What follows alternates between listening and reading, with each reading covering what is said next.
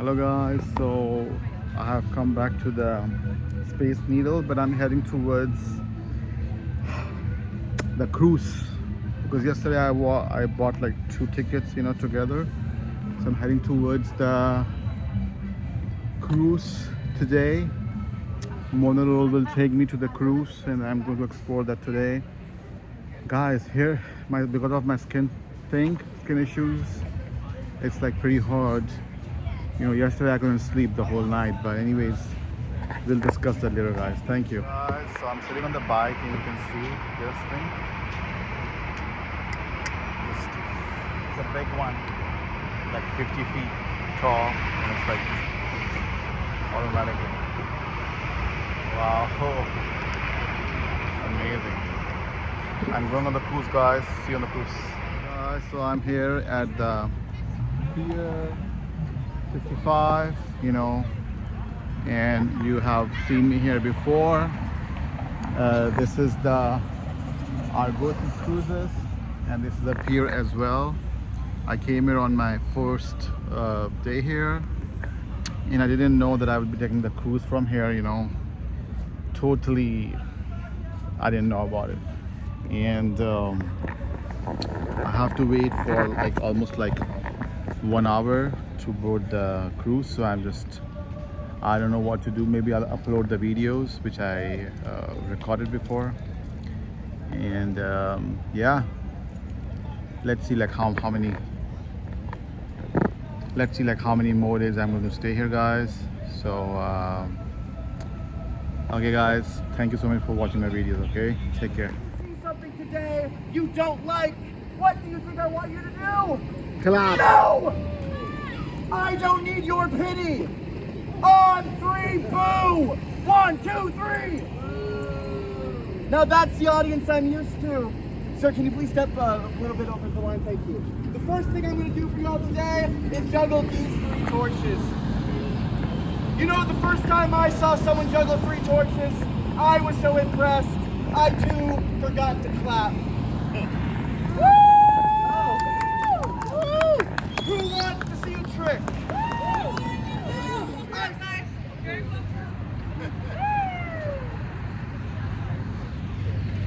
That's a lot more impressive when you realize I do not have health insurance.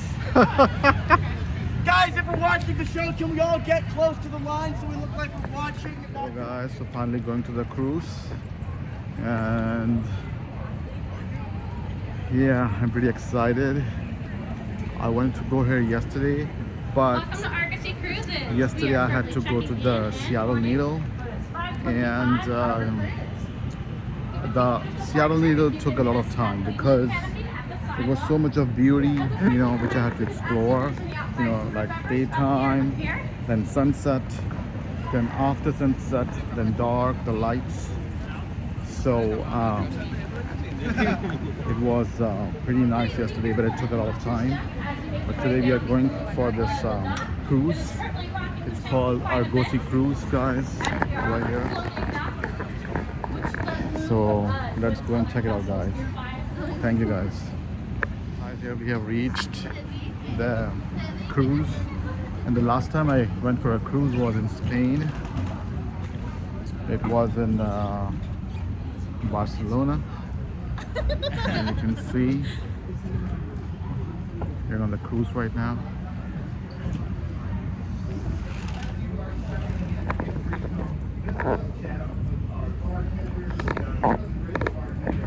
Hi. So you come to a city and then you slowly explore it. So here we have reached a point where we're exploring it.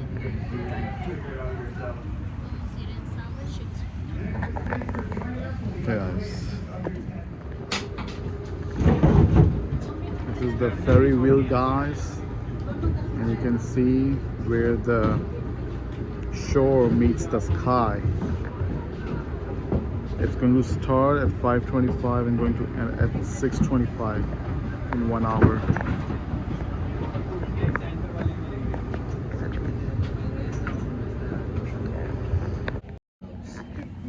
Guys, the last time we went for the cruise was in Paris, And then in Spain and Paris was so cold. But here you can see all those glass buildings over here. You were going to find Lars, Sean, Ben, and Kara all working the second deck for Freshman Bar. They're serving up the local light beers, local wines, and drinks, local Nice. That way if you want, that's called the starboard side. You need to remember that because it's not the port side. So if you got one, you got the other. Make sure that everybody knows what we're talking about. But as we get underway here, I'm going to draw your attention first to our starboard side. And I'm actually going to draw your attention into this kind of open little area. And you can see a new playground there that looks kind of like jellyfish down there. That's part of the waterfront revitalization. And that ties us into our first pier that we're going to look at. Pier 59 here, you can see it's kind of a blue-green building with some lime green trim. That is the Seattle Aquarium. Now, we're really proud of the Seattle Aquarium because it's not like a lot of other aquariums where they keep animals captive and they train them to do fun tricks so they can make a bunch of money. Instead, the Seattle Aquarium is about education. Oh yeah, They did teach her a little trick when she's not feeling great. She would swim up. That's the Seattle pin guys over there. Little outer nose into a button, and out would pop a poof of medicine, and she take a big deep breath in, and then she Seattle starts to feel a little Aquarium. better. So she knows how to take her inhaler. I have heard that she hasn't actually had to do that in a couple of years, so that's a good sign. You can also see back towards the aquarium that wooden facade with some grass on top. That's the brand new Ocean Pavilion.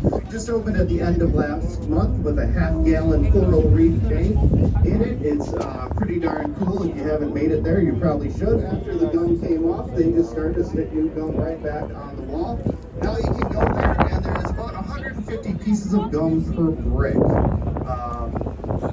I think that's disgusting, quite honestly, but if that's your thing, more power to you. Next on our shoreline here, we got what kind of looks like an another ship guys over there. Of course, it's not an airport. This is our first cruise terminal, Wall Street Cruise Terminal. This is the Edgewater Hotel.